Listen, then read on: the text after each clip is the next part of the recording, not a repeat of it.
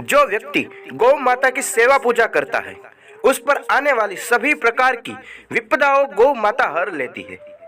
प्यारे दोस्तों, गौ माता में 33 कोटि देवी देवताओं का भी वास होता है, इसीलिए शायद हम गाय को गौ माता कहते हैं। प्यारे दोस्तों, इसी के साथ ही आज की इस वीडियो में आप सभी का हम स्वागत करते हैं। दोस्तों, अगर अभी तक आप हमारे चैनल में नए हैं तो हमारी चैनल जेपी फैक्ट वॉइस को सब्सक्राइब जरूर कर लेना। सब्सक्राइब करने के बाद बेल आइकन पर भी प्रेस कर देना ताकि हमारी नई वीडियो हर रोज आपके पास सबसे पहले पहुंचती रहे। इसी के साथ ही शुरू करते हैं आज की हमारे गौ माता की एक कहानी। एक पहाड़ी के नीचे रामगढ़ नाम का एक गांव था।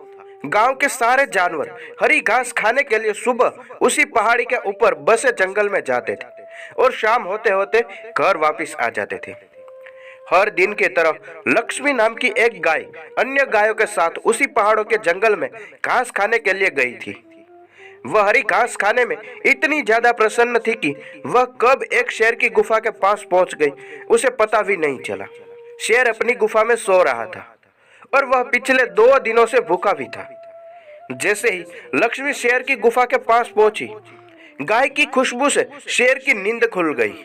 वह शेर धीरे धीरे गुफा से बाहर आया और गुफा के बाहर गाय देखकर खुश हो गया। शेर ने मन ही मन सोचा कि आज उसकी 2 दिनों की भूख मिट जाएगी। वह इस तंदुरुस्त गाय का ताजा मांस खाएगा और यह सोचकर उसके एक तेज दहाड़ लगाई। लक्ष्मी शेर की दहाड़ सुनकर डर जाती है। जब वह अपने आसपास देखती है तो वहां दूर दूर तक उसको कोई भी दूसरी गाय नहीं दिखाई देती है। जब वह हिम्मत करके पीछे मुड़ी तो उसके सामने शेर खड़ा हुआ दिखाई दिया। उस शेर ने लक्ष्मी को देखकर फिर से दहाड़ लगाई और लक्ष्मी से कहा, मुझे 2 दिनों से कोई शिकार नहीं मिल रहा था। मैं भूखा था, शायद इसलिए भगवान ने मेरा पेट भरने के लिए तुझे मेरे यहाँ भेजा है। आज मैं तुझे खाकर अपनी भूख मिटा लूंगा। शेर की बात सुनकर लक्ष्मी डर जाती है। वह रोते हुए शेर से कहती है, मुझे जाने दो, मुझे मत खाओ। मेरा एक छोटा बच्चा है जो अभी सिर्फ मेरा ही दूध पीता है और उसे घास खाना अभी तक नहीं आता है। लक्ष्मी की बात सुनकर शेर हंसते हुए कहता है, तो मैं क्या करूं? अपने हाथों में आए हुए शिकार को ऐसे ही जाने दूं? मैं तो आज तुझे खाकर अपनी 2 दिनों की भूख मिटाऊंगा। शेर के ऐसा कहने पर लक्ष्मी उसके सामने रोने लगती है और विनती करते हुए कहती है, आज मुझे जाने दो। मैं आज अपने बछड़े को आखिरी बार दूध पिला दूंगी और उसे बहुत सारा प्यार करके कल सुबह होते ही तुम्हारे पास आ जाऊंगी।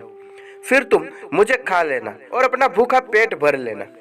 शेर लक्ष्मी की यह बात मान जाता है और धमकी देते हुए कहता है कि अगर तू कल नहीं आई तो मैं तेरे गांव आऊंगा, फिर तुझे और तेरे बेटे दोनों को खा जाऊंगा। लक्ष्मी शेर की यह बात सुनकर खुश हो जाती है और शेर को अपना वचन देकर गांव वापस चली जाती है। वहां से वह धीरे धीरे अपने बछड़े के पास जाती है, उसे दूध पिलाती है और बहुत सारा प्यार करती है। फिर बछड़े को शेर के साथ हुई सारी घटना बताती है और कहती है कि उसे अब अपना ख्याल खुद ही रखना होगा। वह कल सुबह होते ही अपना वचन पूरा करने के लिए शेर के पास चली जाएगी। अपनी माँ की बात सुनकर बछड़ा रोने लगता है।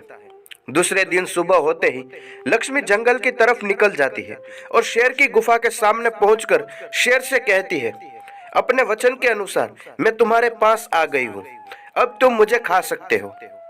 गाय की आवाज सुनकर शेर अपनी गुफा से बाहर निकल कर आता है और भगवान के अवतार में प्रकट होता है। वह लक्ष्मी से कहता है, मैं तो बस तुम्हारी परीक्षा ले रहा था। तुम अपने वचन की पक्की हो, मैं इससे बहुत प्रसन्न हुआ हूँ। तुम अब अपने घर और बछड़े के पास वापस जा सकती हो। इसके बाद वे उस गाय को गौ माता का वरदान भी देते हैं और उसी दिन के बाद सभी गायों को गौ माता कहना शुरू कर देते हैं।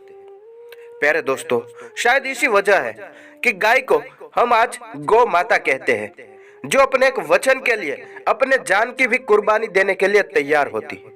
हमें जान की बाजी लगाते हुए भी अपने दिए गए वचन को पूरा करना चाहिए। प्यारे दोस्तों, अगर आप भी किसी को वचन देते हैं, कोई समय देते हैं, तो आपको भी उस वचन का पालन करते हुए उस समय के साथ चलना चाहिए। शायद तभी आप अपने व्यक्तित्व को दर्शा सकते हैं। प्यारे दोस्तों, आज की ये कहानी आपको कैसी लगी हमें कमेंट के जरिए अवश्य बताइए।